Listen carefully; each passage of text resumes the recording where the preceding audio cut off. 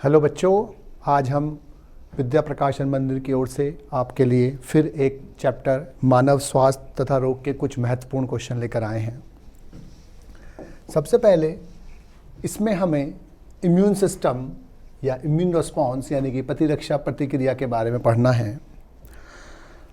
हमारे शरीर में एक ऐसा सिस्टम उपस्थित होता है जो हमें विभिन्न रोग और रोगाणुओं से बचाता है और इस सिस्टम को हम प्रतिरक्षा तंत्र यानी कि इम्यून सिस्टम कहते हैं। इम्यून सिस्टम में किसी भी रोग के जो वाहक होते हैं, जो रोग के पैथोजन होते हैं यानी कि जो रोग उत्पन्न करने वाले जीव होते हैं, उनको पहचाना जाता है और उनको मारकर शरीर में उनकी वृद्धि को रोका जाता है और रोगों को होने से बचाया जाता है। जो इम्यूनिटी है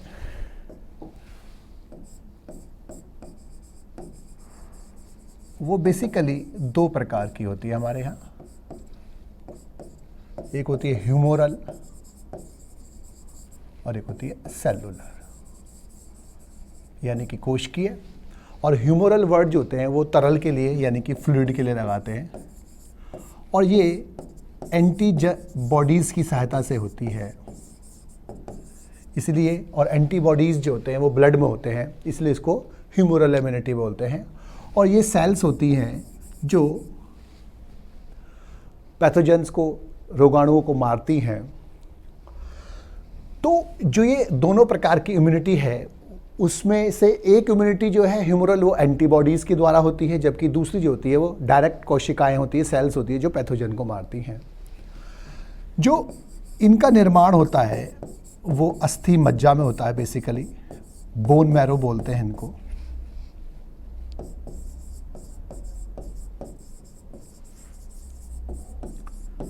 और बोन मैरो में सेल्स प्रोड्यूस होती हैं लिम्फोसाइट्स।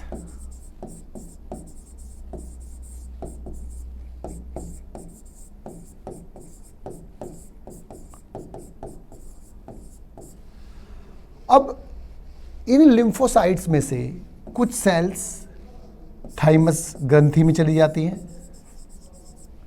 और वहाँ जाकर परिपक्व होती हैं, वहाँ पर जाकर वृद्धि करती हैं, जबकि कुछ सेल्स वहीं बोन मैरो में ही रह जाती हैं, अस्थि मज्जा में जाती है और वहीं परिपक्व होती हैं। जो लिम्फोसाइट्स थाइमस ग्रंथि में, थाइमस ग्लैंड में परिपक्व होती हैं उन्हें हम टी लिम्फोसाइट्स कहते हैं।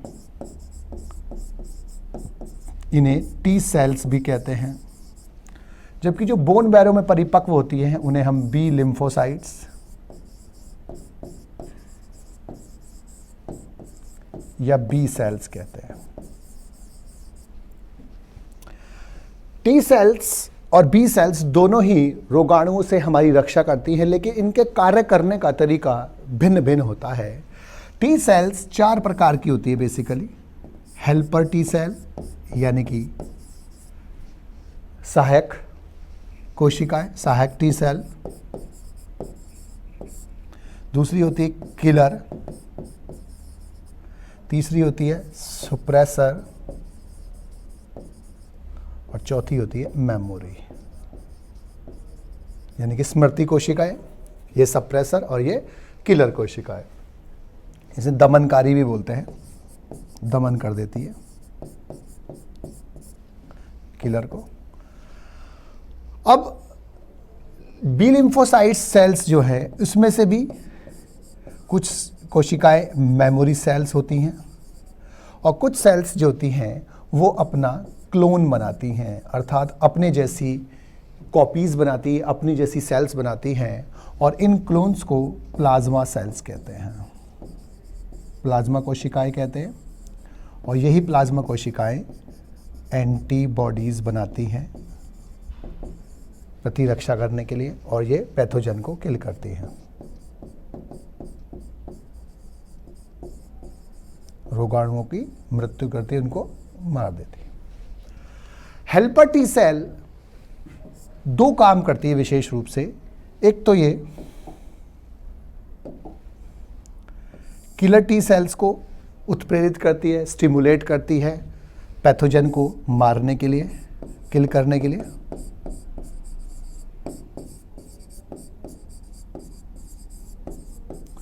और हेल्पर टी सेल यहाँ पर इन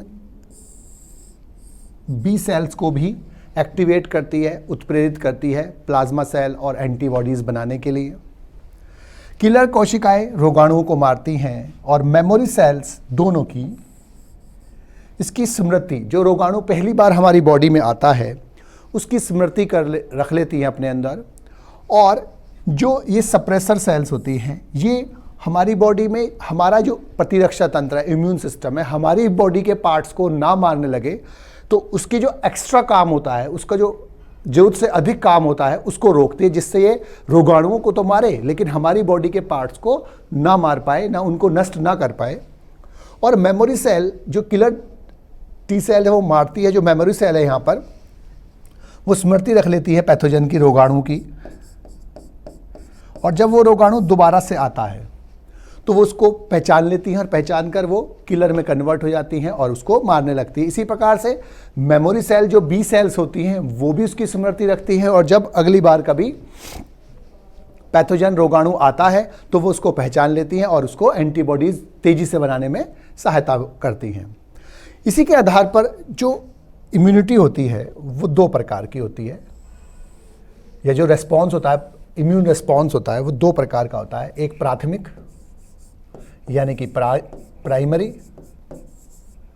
और दूसरा होता है द्वितीयक यानी कि सेकेंडरी।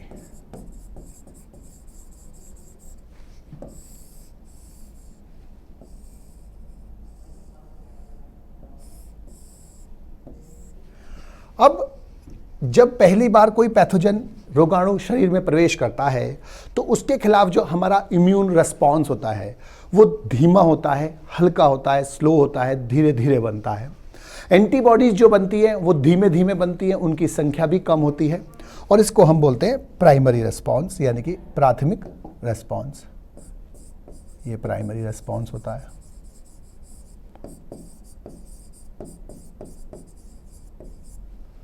लेकिन जब वही पैथोजन हमारी बॉडी में दोबारा से पहुंचता है, जब भी वही रोगाणु हमारी बॉडी में दोबारा से पहचान आता है, तो जो स्मृति कोशिकाएं हैं वो उसको पहचान लेती है, और अब जो इम्यून रेस्पॉन्स होगा, अब जो इम्यून प्रतिक्रिया होगी उसके खिलाफ, वो तेज होगी और जल्दी होगी।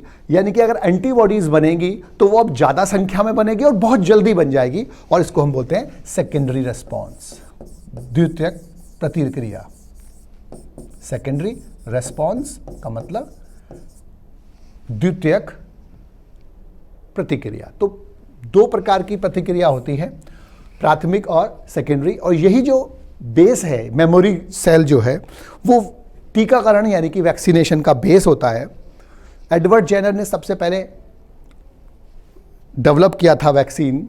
तो वैक्सीन में या तो जीवित लेकिन अक्रिय रोगाणु को देते हैं, या मृत रोगाणु को देते हैं, सस्पेंशन होता है, या उसका कोई केमिकल जो होता है वो बॉडी में डाला जाता है, जो इनएक्टिवेट किया जाता है, जिससे वो बॉडी में जाकर हार्म तो ना करे लेकिन उसके खिलाफ एंटीबॉडीज बनने का जो सिलसिला है वो स्टार्ट हो जाए। जब हम पहली बार वैक्सीन देते हैं, टीका देते हैं, तो पहली बार उसकी बॉडी में प्राइमरी रेस्पॉन्स होता है, और जब कभी पैथोजन दोबारा से आ जाता है यानी कि वो हमारी बॉडी में प्रवेश कर जाता है रोगाणु, तो अब जो उसकी मेमोरी सेल्स है जो हमारे लिए पहले से तैयार करके रख रखी थी, तो वो उसको पहचान लेती है और अब उसको सेकेंडरी रेस्पॉन्स होता है, और वो जो वैक्सीन के जो एंटीबॉडीज़ बनी है वैक्सीन से वो उसको पहचान लेती है, और पहचान कर अब उसको नष्ट करने लगते हैं, जिससे उसकी मृत्यु हो जाती है और वो शरीर में रोग उत्पन्न नहीं कर पाता। यही टीके का बेस होता है। अब जो सेकंड है वो है जन्मजात और उपार्जित प्रतिरक्षा में अंतर। अब जो प्रतिरक्षा शरीर में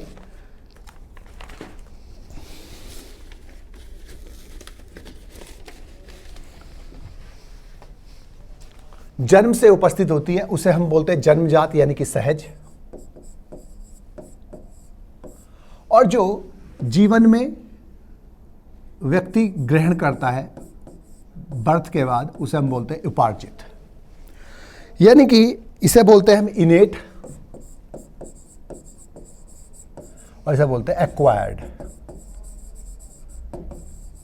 तो जो इम्यूनिटी, ये जो प्रतिरक्षा हमें जन्म से प्राप्त होती है, ये जन्म से हमारे अंदर उपस्थित होती है, हम उसे बोलते हैं सहज और इनेट।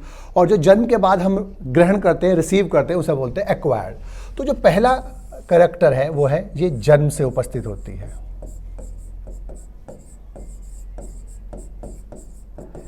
और ये जन्म के बाद विकसित होती है, जन्म के पश्चात विकसित।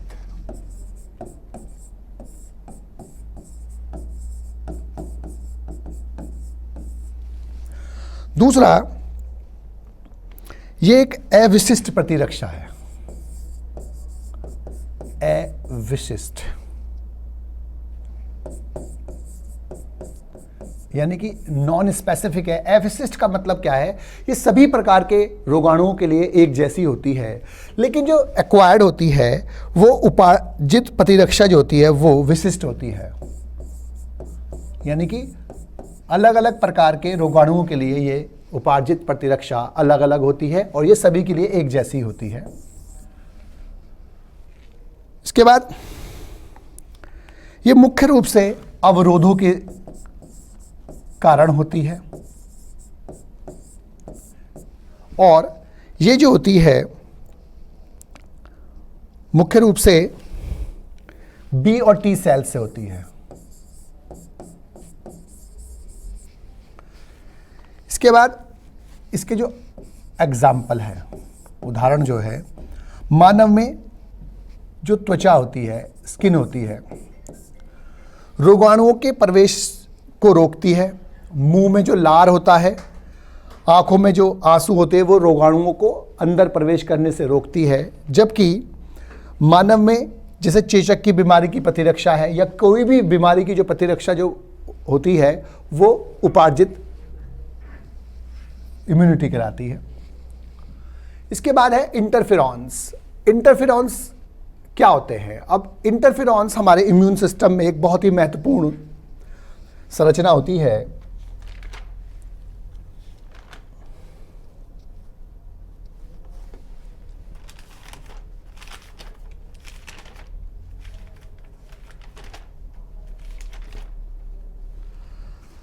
तो इंटरफेरॉन्स जो होती है, जो विषाणु से संक्रमित कोशिका होती है, विषाणु संक्रमित कोशिका जो होती है वो 270 अमीनो अम्लों वाली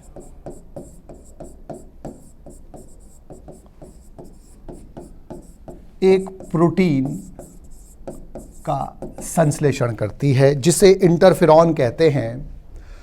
तो इंटरफेरॉन जो होते हैं वो, ये जो सेल है, माना ये सेल है, ये वायरस से इन्फेक्टेड हो चुकी है और इसके बराबर वाली ये सेल है, ये वायरस से संक्रमित नहीं है। तो ये वायरस से संक्रमित जो कोशिका है ये एक प्रोटीन बनाती है जिसे हम इंटरफेरॉन कहते हैं। और ये जो इंटरफेरॉन प्रोटीन होती है ये इस सेल को तो सुरक्षित नहीं रख पाती है, लेकिन ये जो बराबर वाली पड़ोस की सेल है इसको सुरक्षित रखती है और ये एक प्रोटीन बनाती है। इंटरफेरॉन समीप की सेल को एक प्रोटीन बनाने के लिए प्रेरित करती है जिसका नाम होता है TIP, ट्रांसलेशन इनहिबिटरी प्रोटीन, यानी कि अनुवादन दमनकारी प्रोटीन। तो ये TIP होती है यानी कि ट्रांसलेशन इनहिबिटरी प्रोटीन, ये वायरस के जो ट्रांसलेशन होता है उसको रोक देती है, उसके प्रोटीन के संश्लेषण को रोक देती है, जिससे वायरस की वृद्धि नहीं हो पाती और ये सेल सुरक्षित हो जाती है। तो इंटरफेरॉन 270 अमीनो अम्लों से बनी विशेष प्रोटीन होती है जो वायरस से संक्रमित कोशिकाएं बनाती हैं, संश्लेषित करती हैं और ये वायरस से संक्रमित कोशिका के बराबर वाली जो पड़ोस की कोशिकाएं होती हैं उसको वायरस के आक्रमण से बचाती हैं और ये एक प्रोटीन स्रावित करती है, मतलब बराबर वाली सेल है उसको एक प्रोटीन संश्लेषित करने के लिए प्रेरित करती है जिसका नाम होता है TIP, ट्रांसलेशन इनहिबिटरी प्रोटीन। और ये वायरस के ट्रांसलेशन यानी कि अनुवादन को रोक देता है जिससे उसकी प्रोटीन संश्लेषण नहीं हो पाता और वायरस का जो बनना होता है वो रुक जाता है, वायरस का जो गुणन होता है वो रुक जाता है और ये पड़ोस की कोशिकाओं को सुरक्षित कर देती है। अब जो इंटरफेरॉन होते हैं वो 3 प्रकार के होते हैं, अल्फा, दूसरा बीटा और गामा। इंटरफेरॉन अल्फा जो होता है वो ल्यूकोसाइट्स इसको बनाती हैं और ये प्राथमिक कैंसर में यूज होते हैं, उनके ट्रीटमेंट में यूज होते हैं। इसके अलावा हेपेटाइटिस बी और हेपेटाइटिस सी और हर्पीज जेनाइटलिस जैसे रोगों के उपचार में यूज होते हैं। बी जो होती है वो फिब्रोब्लास्ट सेल्स इसको बनाती हैं। फिब्रोब्लास्ट संयोजी ऊतक की कोशिकाएं होती हैं, वो इसको उत्पन्न करती हैं और इनका जो यूज है वो मल्टीपल स्क्लेरोसिस, मल्टीपल स्क्लेरोसिस नामक जो रोग होता है उसके ट्रीटमेंट में होता है। जबकि गामा को लिम्फोसाइट बनाती हैं, लिम्फोसाइट्स कोशिकाएं बनाती हैं और इनका प्रयोग क्रोनिक जो डिजीज होती हैं, वंशागत प्रतिरक्षा, जो वंशागत अस्थिरोग होते हैं, वंशागत अस्थिरोग और जो अन्य वंशागत रोग होते हैं उनके ट्रीटमेंट में इनका प्रयोग किया जाता है। इसके बाद जो प्रोटोजोआ द्वारा उत्पन्न होने वाले 2 रोगों के नाम लिखिए और इसमें जो जनक के लक्षण, जो उसमें रोग के लक्षण हैं, रोकथाम के उपाय, इसके बारे में हमको पढ़ना है। तो जो प्रोटोजोन्स होते हैं वो मनुष्य में अनेक रोग उत्पन्न करते हैं। जो सबसे महत्वपूर्ण है जो रोग है वो है एक तो अमीबियासिस एंटामीबा हिस्टोलाइटिका से, और एक मलेरिया रोग होता है जो प्लाज्मोडियम के कारण होता है। अब जो मलेरिया रोग है, पहला हम मलेरिया रोग के बारे में पढ़ेंगे।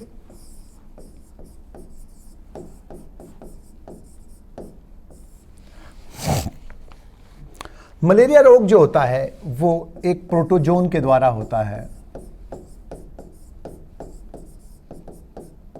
इसका नाम होता है प्लाज्मोडियम।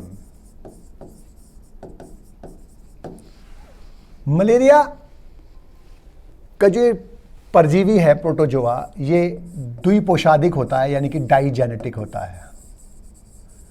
डाइजेनेटिक का मतलब होता है, डाई माने 2, जेनेटिक मतलब जेनरा से वर्ड बना है, द्विपोषादिक बोलते हैं इसको, यानी कि इसका जो जीवन चक्र होता है वो 2 पोषकों में पूर्ण होता है। अब पोषक का मतलब क्या होता है कि जो जीव किसी अन्य जीव पर, जो लिविंग जीव होता है, जो जीवित जीव से अपना भोजन प्राप्त करता है, उसे हम परजीवी यानी कि पैरासाइट बोलते हैं, जैसे इस केस में प्रोटोजोन प्लाज्मोडियम। और जिस जीवित जीव से वो भोजन प्राप्त करता है उसे हम होस्ट बोलते हैं, पोषक बोलते हैं। तो कुछ जो परजीवी होते हैं उनका जीवन चक्र 1 पोषकों में पूर्ण हो जाता है, जैसे एस्केरिस में, उसे हम मोनोजेनेटिक यानी कि 1 पोषादिक बोलते हैं। लेकिन कुछ जो रोग होते हैं उनके जो परजीवी होते हैं उनका जीवन चक्र 2 पोषकों में पूर्ण होता है, जिसे हम डाइजेनेटिक यानी कि द्विपोषादिक बोलते हैं। तो इसमें जो द्विजेनेटिक में 2 होते हैं, एक प्राइमरी होस्ट होता है यानी कि प्राथमिक पोषक, और एक होता है सेकेंडरी होस्ट यानी कि द्वितीयक पोषक। मैन यानी कि मनुष्य इसका प्राथमिक पोषक है और मादा एनोफिलीज इसका द्वितीयक पोषक है। अब लेकिन प्राथमिक होस्ट यानी कि प्राथमिक पोषक होता क्या है? प्राथमिक पोषक वो पोषक होता है या वो जीव होता है जिसके अंदर परजीवी की सेक्सुअल साइकिल यानी कि लैंगिक चक्र चलता है, जबकि सेकेंडरी होस्ट सामान्यतः वो होस्ट होता है, वो जीव होता है जिसमें परजीवी की द्वितीयक यानी कि जो एसेक्सुअल साइकिल चलती है। लेकिन मलेरिया इसका अपवाद होता है। मलेरिया में मनुष्य इसका प्राइमरी होस्ट है और मनुष्य में इसका लैंगिक चक्र चलता है, एसेक्सुअल साइकिल चलती है, जबकि फीमेल एनोफिलीज, मादा एनोफिलीज इसका सेकेंडरी होस्ट है, लेकिन इसमें इसकी सेक्सुअल साइकिल होती है। अब मलेरिया के लक्षण, रोग में सबसे पहले तो भूख मर जाती है, उसको भूख लगनी कम हो जाती है। इसके अलावा जो तीव्र ज्वर यानी कि फीवर होता है, बहुत ज़्यादा फीवर होता है। इसके अलावा कब्ज रहता है व्यक्ति को, मोशन, बोवल मोशन बोलते हैं, वो कम हो जाते हैं। मुंह सूखने लगता है,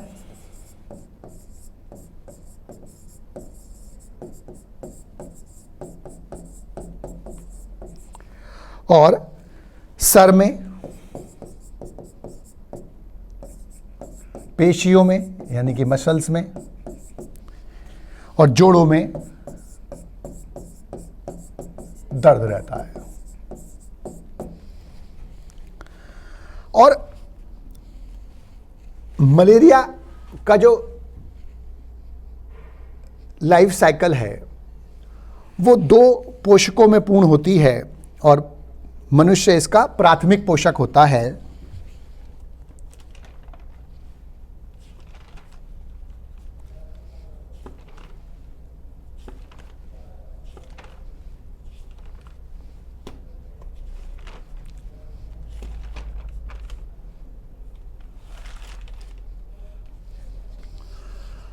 और जो इसका उपचार है, इसका उपचार के बारे में अधिक पूछा जाता है, लाइफ साइकिल के बारे में कम पूछा जाता है इसका। और इसका जो उपचार है 300 वर्षों से इसके लिए कुनैन का यूज किया जा रहा है, जो एक वृक्ष होता है सिनकोना, तो उसकी छाल से प्राप्त होती है। सिनकोना वृक्ष की छाल से प्राप्त होती है। यह करती क्या है कि रोगी का जो रुधिर है उसमें जो प्लाज्मोडियम की सभी जो अवस्थाएं होती हैं उनको नष्ट कर देती है, जिससे यह रोग जो होता है समाप्त हो जाता है। कुएन से मिलती हुई बहुत सारी औषधियां होती हैं, जैसे एटेब्रिन,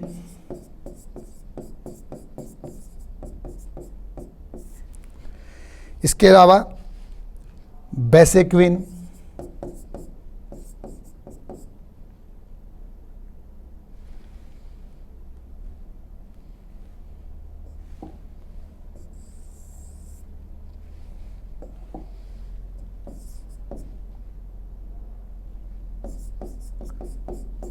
बेसोक्विन,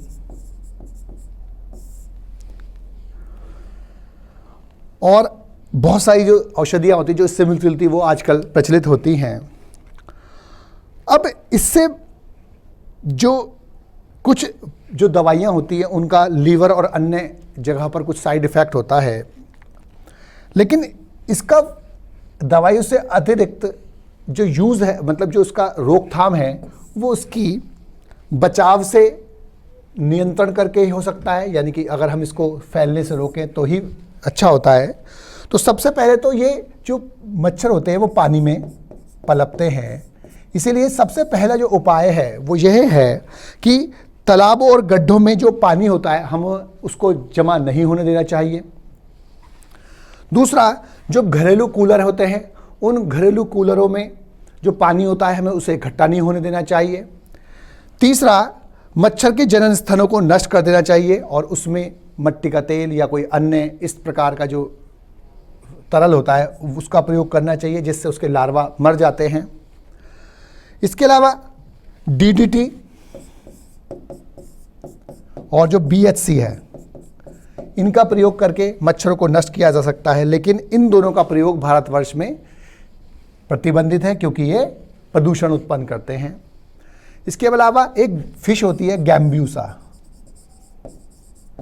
ये गैम्ब्यूसा मच्छर के लार्वा को नष्ट कर देती है, उनको मारती है, उसको खा जाती है, इसलिए ये भी इसके रोकथाम में प्रयुक्त होती है।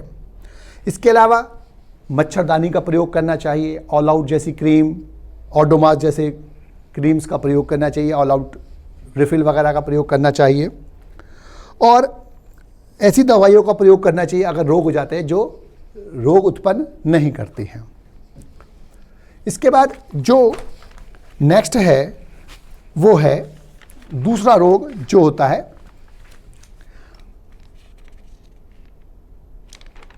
अमीबियासिस, यानी कि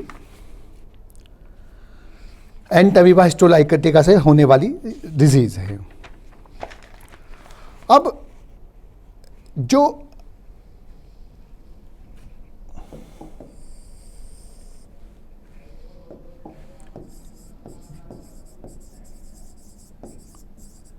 एंटामीबा हिस्टोलाइटिका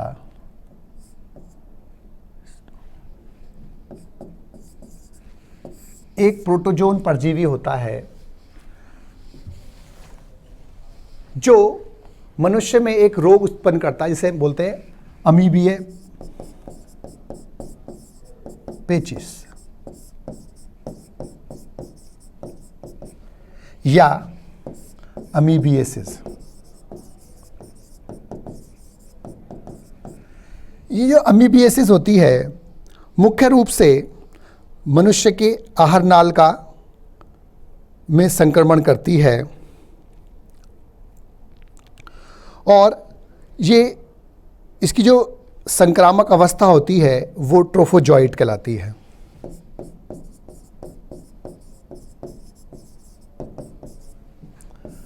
तो ये ट्रोफोजॉइट अवस्था में मनुष्य में संक्रमण उत्पन्न करता है और ये सिस्ट के रूप में मनुष्य के मल के साथ बॉडी से बाहर आ जाता है और यहाँ से ये किसी भी अन्य व्यक्ति में ट्रांसफ़र होता है और वहाँ पर ये रोग उत्पन्न कर सकता है।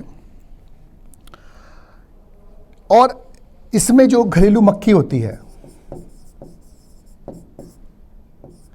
इस रोग को फैलाने में हेल्प करती है, सहायता करती है।